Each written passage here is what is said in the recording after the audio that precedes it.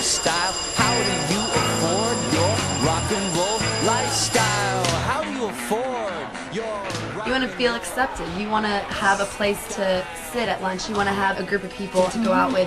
Maybe 1% of the people, or maybe nobody goes to school just to learn. You go to school to socialize, to learn who you really are, to become friends with people that will hopefully be lifetime friends. I don't think anybody goes to school just to learn. There's jocks and prebs, which are kind of interchangeable. Jocks are, I guess the only real distinction is if you're football, you're a jock. If you're baseball, it's a prep. There's the freaks, or the goths. The preppy, the skaters. The skaters, the Mexicans. jocks. There's the loners.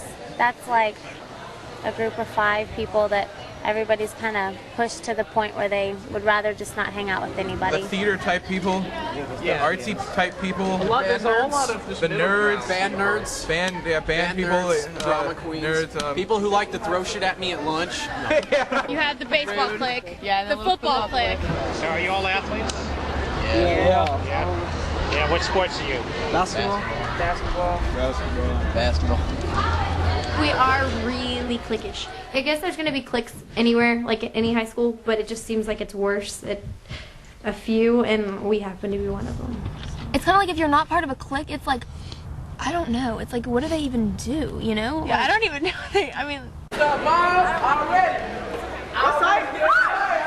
Those are some. That's what you call ghetto children. Yeah, That's what they are. because they're loud. They're loud. They care more about themselves than their mothers. I mean, they would do something if it's selling drugs, as long as it makes them look hard, as long as it makes them look tough, as long as everyone else is afraid of them. They will talk back to their mothers in a minute. I laugh at them personally, but... And it's hilarious because they're so disrespectful. You just sit there and think you're not going to be anywhere in 5 years from now. You're going to be sitting there begging me for a job. They automatically think that we come from broken homes or something, that, yeah, we don't know what we're talking about. And when it comes to it, you have more people on the east side who are more respectable and not as snottish as you have some white kids who sit there and, you know, they snub their nose at you because they think they're better than you, you know? And that ain't going to work in the They try to situation talk, like that. you know, different, saying that it's not like that and trying to explain that they're not like that. Like in the hallways, they be like walking, they just like push, you know, just like bump into you, don't even say excuse me, and you're like, excuse you, but they won't say nothing. It's the way they dress. I mean, I hate to say that, but I mean, the way they walk. And I know you're not supposed to judge a book by its cover, but you really do. And if they have the walk and they dress and they talk the talk, right? Yo, homie, what's up? You know, we have to, you know, represent. We walk our ground. We have to let them know that, you know, we are here, and then like we have no problem showing off. We are individuals, you know, and if we don't, you know, them other kids are just gonna straight up and just punk us for no reason because they think they can. tell me?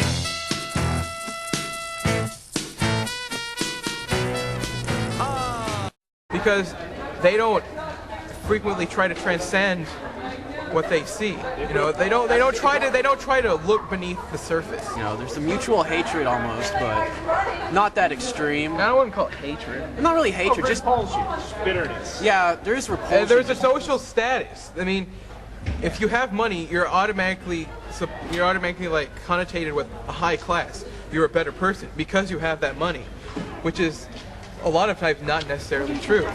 I'm not saying anything bad. We're just putting our input on this. I don't think money has anything to do with it, honestly, because. Seriously, I mean, y'all might see us differently. Yeah, y'all might see us. Y'all probably. And you can't. Y'all probably think that we're snobby and stuff. No, we're stupid. Well, why do you think we're stupid? Kidding. Sarcasm. See, okay. See, you're just like being rude to me and you don't even know me. No, that's called being sardonic. SAT word. Okay. Big. I think the dorks are like awesome. I totally respect Bill Gates.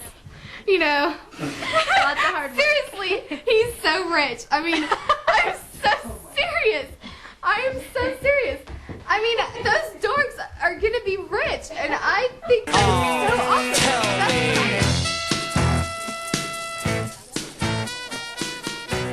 There is certainly an in-group, out-group dynamic. And if you're a part of the in-group, then life is a bowl of cherries.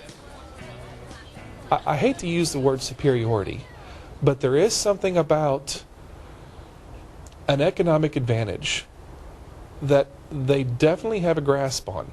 It may not be something that they're consciously aware of, but they definitely understand that the preppiness or their economic background does provide them with some advantages that not every student that attends the school possesses.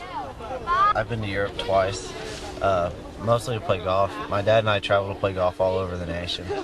And I mean, a lot of it's stuff that he goes on that business associates hook us up with, like the travel amenities and all. The connections. But I'd say most everyone in our group is pretty well off. You see people who are like you, so you just naturally have more in common. Just by outward appearance alone. Because, I mean, if you look around, just about everyone here has something from Abercrombie & Fitch on.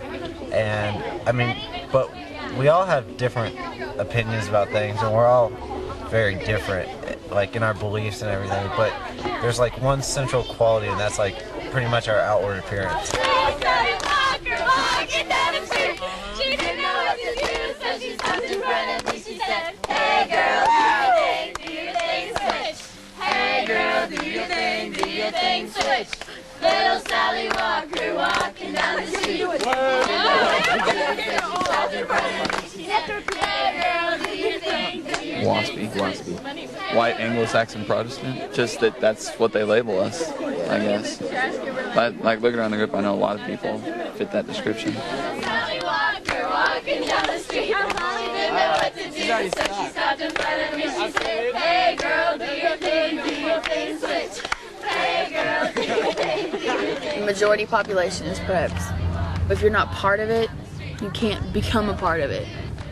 And I don't really know how to define how you become a part of the preps. It's kind of like they grew up together. Yeah. Their moms and dads went to school together, college together, their doctors together. Or yeah, you went to elementary together all the way up through high school, and you can't just all of a sudden walk in and you're a prep, you're part of them. You see them? Did you see them back there? Those are preps. right there. See those? You see that?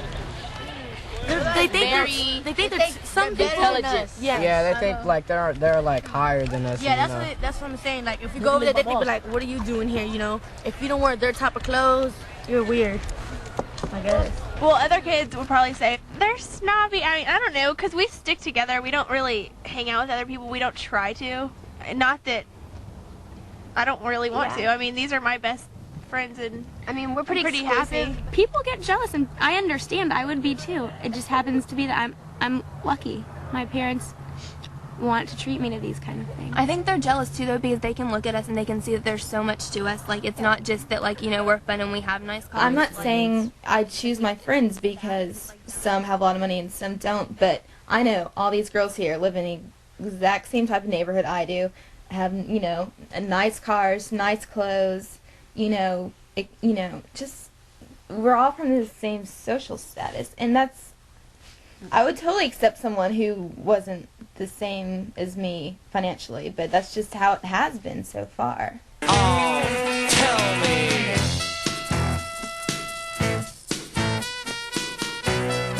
Oh, yeah. When I step back and look at how I envision my life to be later on, it just requires a lot of money.